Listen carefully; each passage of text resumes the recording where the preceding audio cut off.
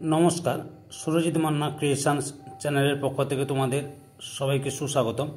আশা করি তোমরা সকলে ভালো এবং সুস্থ আছো। আমি তোমাদের জন্য এই ভিডিওটিতে তুলে ধরছি 2025 সালের ক্লাস 6 রায় ও মার্টিন প্রশ্নবিচিত্র থেকে ফাইনাল পরীক্ষা তথা থার্ড ইউনিট টেস্টের জন্য ভূগোলের এক সেট প্রশ্নপত্রের সম্পূর্ণ সমাধান করছি।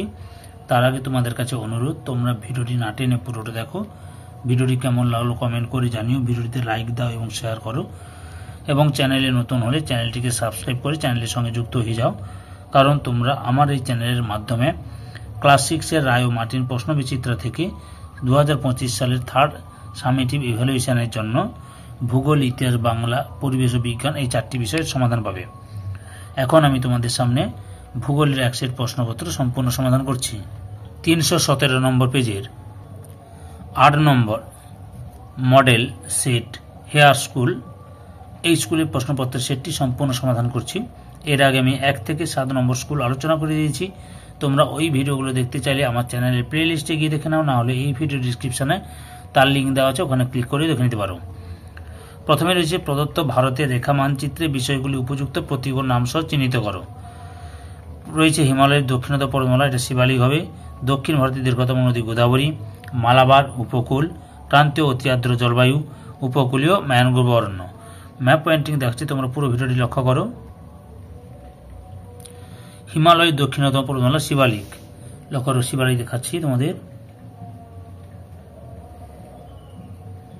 এটা শিবালিক পর্বতমালা এরকম অবস্থান করছে। শিবালিক পর্বতমালা 1 নম্বরে। 2 নম্বরে রয়েছে দক্ষিণ ভারতের দীর্ঘতম নদী গোদাবরী।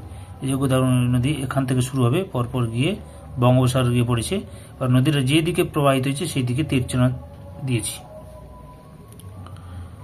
এরপরে রয়েছে 3 নম্বরে মালাবার উপকূল, লক্ষ্য করো, মালাবার উপকূল।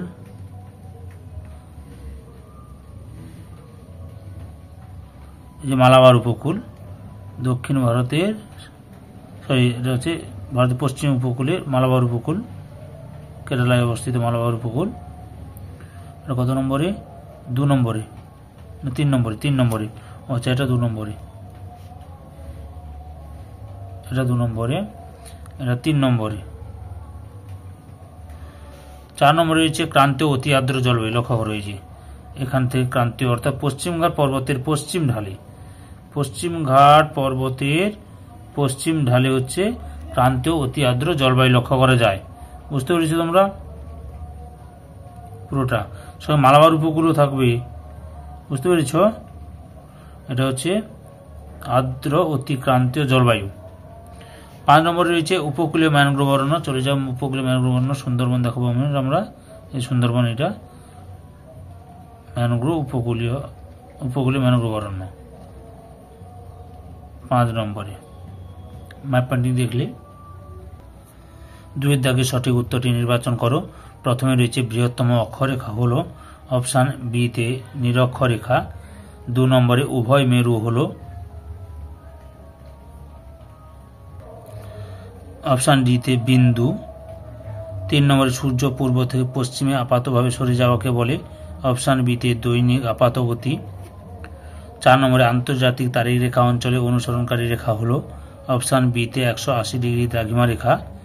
5 নম্বরে কার্যকরী সৌর বিকিরণ হলো আগত সৌর বিকিরণের অপশান সি তে 51%। 6 নম্বরে ঘনীভবন প্রক্রিয়ার প্রথমে সৃষ্টি হয় অপশান এ তে জলকণা। 7 নম্বরে প্রদত্ত যেটি বায়ু দূষণের ফলাফল নয় অপশান বি তে ধূলিঝড়। তারপরে রয়েছে 8 নম্বরে সীসাকে বাতাসে মূলত মেশায় অপশান সি তে গাড়ির জ্বালানির দহন। 9 নম্বরে সর্বোচ্চ তীব্রতার শব্দ হলো অপশান ডি তে সাইরেন। 10 নম্বরে অমরকণ্টক শৃঙ্গ থেকে উৎপত্তি লাভ করেছে অপশান বি তে নর্মদা নদী। 11 নম্বরে কয়াল দেখা যায় অপশান সি তে মালাবার উপকূলে। তারপরে 12 নম্বরে শিশির ও কুয়াশা পড়ে অপশান বি তে শীতকালে। 13 নম্বর দেখো, ভারতের মিলেট জাতীয় শস্যের চাষের মাটি হলো অপশান বি তে ল্যাটেরাইট মাটি। 14 নম্বরে ভারতে অত্যধিক বাষ্পীভবন অঞ্চলে স্বাভাবিক উদ্ভিদ হল অপশান সিতে কাঁটা, ঝোপ ও গুল্ম জাতীয় উদ্ভিদ। 15 নম্বরে সব ধরনের খাদ্যশস্য উৎপাদক রাজ্য হল অপশান সিতে উত্তরপ্রদেশ। তারপরে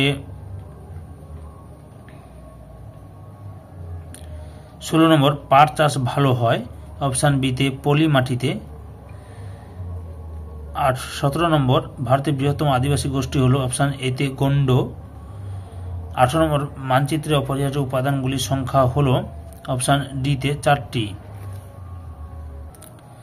3 এর এতে শূন্যস্থান পূরণ করো। প্রথমে রয়েছে ড্যাশ তলের সঙ্গে পৃথিবীর অক্ষ সমকোণে অবস্থান করে নিরক্ষীয়।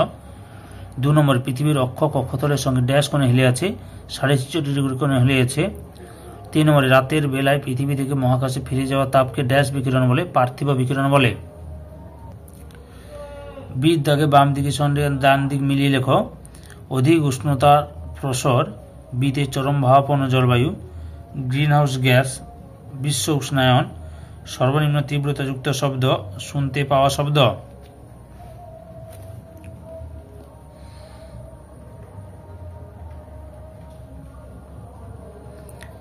সিতে নিম্নলিখিত বিবৃতিগুলি শুদ্ধ বা অশুদ্ধ লেখো। প্রথমে রয়েছে সমুদ্র পৃষ্ঠে বায়ুর চাপ সর্বনিম্ন হয়, অশুদ্ধ।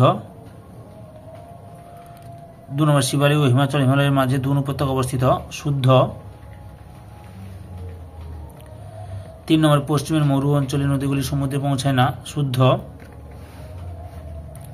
তারপরে রয়েছে ডির দাগে নিম্নলিখিত প্রশ্নগুলি সংক্ষিপ্ত উত্তর দাও। ভুল হল। ডির দাগে নিম্নলিখিত প্রশ্নগুলি এক কথায় উত্তর দাও। প্রথমে রয়েছে ভারতের কোন উপকূলে বছরে 2 বার বৃষ্টিপাত হয়, করমণ্ডল উপকূলে। তারপরে কোন মৃত্তিকায় তুলো চাষ ভালো হয়, রেগুর মৃত্তিকায়। মানচিত্রে কোথায় প্রতীক, চিহ্ন ও রং লেখা থাকে, নিচের একটা লেজেন্ড তালিকায়, নিচের দিকে মানচিত্রের নিচের দিকে লেজেন্ড তালিকায়। তারপরে কি রয়েছে 4 দাগে নিম্নলিখিত প্রশ্নগুলি সংক্ষিপ্ত উত্তর দাও। প্রথমে রয়েছে মহাবৃত্ত কাকে বলে, উত্তরটি দেখো, এখান থেকে শুরু করবে, পরপর দেখে নাও।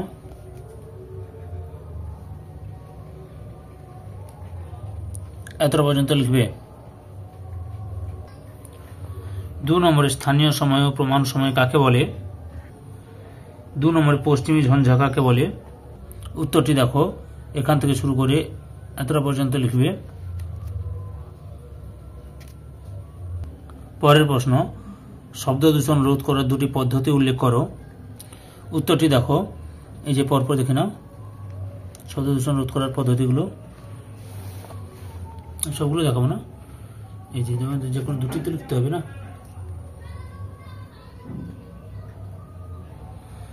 পরের প্রশ্ন, আদিবাসী বলতে কাদের বোঝায়, লক্ষ্য করো, এখান থেকে শুরু করে এতটা পর্যন্ত লিখবে, আদিবাসী কাদের বলে। 5 দাগের নিম্নলিখিত প্রশ্নগুলি সংক্ষিপ্ত ব্যাখ্যামূলক উত্তর দাও। প্রথমে রয়েছে অক্ষরেখা ও দ্রাঘিমা রেখা 3টি পার্থক্য লেখো, উত্তরটি দেখো, অক্ষরেখা দ্রাঘিমা রেখার পার্থক্য।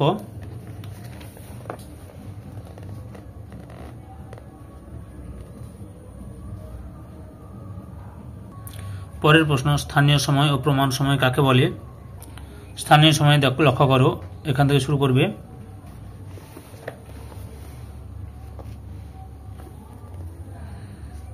এতটা পর্যন্ত লিখবে। এরপর প্রমাণ সময় দেখাচ্ছি, এই যে প্রমাণ সময়, উদাহরণ, এতটা পর্যন্ত লিখবে। পরের প্রশ্ন, মেঘাচ্ছন্নতা আবহাওয়া মানচিত্রে কিভাবে দেখানো হয়, এই যে লক্ষ্য করো, প্রতীক চিহ্ন, মেঘের পরিমাণ, অক্টাস, আকাশে মেঘাচ্ছন্নতা, এই ছকটা তুলে ধরবে তোমরা। স্কেলের ভিত্তিতে মানচিত্রের উদাহরণ সহ শ্রেণীবিভাগ করো, উত্তরটি দেখো, স্কেল অনুসারে ছোট স্কেল মানচিত্র, বড় স্কেল মানচিত্র। ছোট স্কেল মানচিত্রে আবার অ্যাটলাস মানচিত্র, দেওয়াল মানচিত্র, আন্তর্জাতিক মানচিত্র, বিমান চলাচল সংক্রান্ত মানচিত্র, নৌ চলাচল সংক্রান্ত মানচিত্র। বড় স্কেল মানচিত্র, মৌজা মানচিত্র, ভূসংস্থান মানচিত্র, প্ল্যান, থানা মানচিত্র প্রভৃতি। বুঝতে পেরেছ? 6 দাগে নিচের প্রশ্নগুলি ব্যাখ্যামূলক উত্তর দাও, যে কোনো 3টি। প্রথমে রয়েছে বায়ুমণ্ডল উত্তপ্ত হওয়ার পদ্ধতিগুলির বিবরণ দাও, উত্তরটি দেখো, বায়ুমণ্ডল উত্তপ্ত হওয়ার পদ্ধতিগুলি।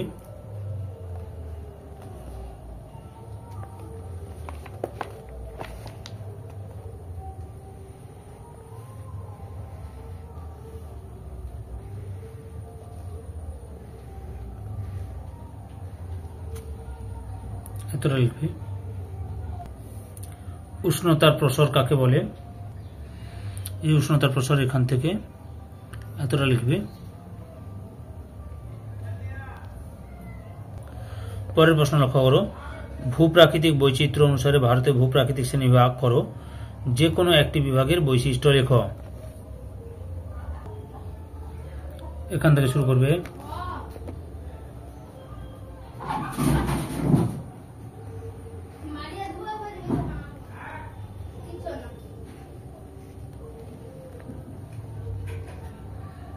এতটা পর্যন্ত লিখবে। পরের প্রশ্ন, ভারতের জলবায়ুতে ঋতুগুলির বৈশিষ্ট্যগুলি লেখো। এখান থেকে শুরু করো, পরপর দেখে নাও, দেখাচ্ছি।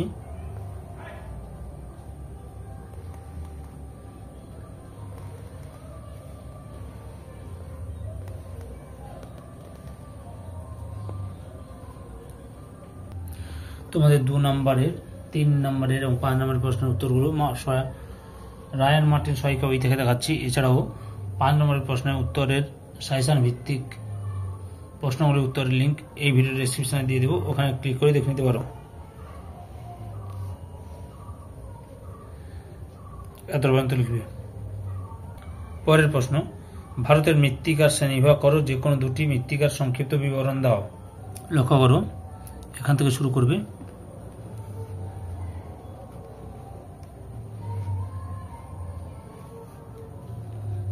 এত পর্যন্ত লিখবে।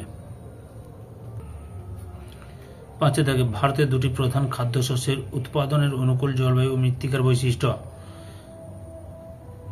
এবং উৎপাদক রাজ্যের নাম লেখো। আচ্ছা, পরপর উত্তরগুলি দেখাচ্ছি, তোমরা লক্ষ্য করো। ধানের জলবায়ু, অর্থাৎ ধান চাষে অনুকূল জলবায়ু, এখান থেকে শুরু করে এতটা লিখবে। ধান চাষের মৃত্তিকা, এখান থেকে শুরু করে এতটা লিখবে। এবার গম চাষে অনুকূল জলবায়ু লক্ষ্য করো, এখান থেকে শুরু করে এতটা লিখো। মৃত্তিকা দেখাচ্ছি, এই যে মাটি, এই যে মাটি, এটা লিখবে।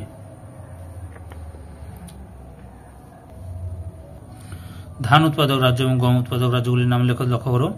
যে ধান উৎপাদক রাজ্যগুলি হচ্ছে পশ্চিমবঙ্গ, অসম, বিহার, পাঞ্জাব, তামিলনাড়ু, উড়িষ্যা, উত্তরপ্রদেশ, মহারাষ্ট্র, কর্ণাটক। এবার গম উৎপাদক হচ্ছে উত্তরপ্রদেশ, হরিয়ানা, বিহার, পাঞ্জাব, উড়িষ্যা, রাজস্থান, মহারাষ্ট্র, জম্মু কাশ্মীর। সম্পূর্ণ ভিডিওটি দেখে আমার চ্যানেলে পাশে থাকার জন্য তোমাদের সবাইকে অসংখ্য অসংখ্য ধন্যবাদ। আজকে এই পর্যন্ত, পরবর্তী ভিডিওতে আবার দেখাবে। Tata, bye bye.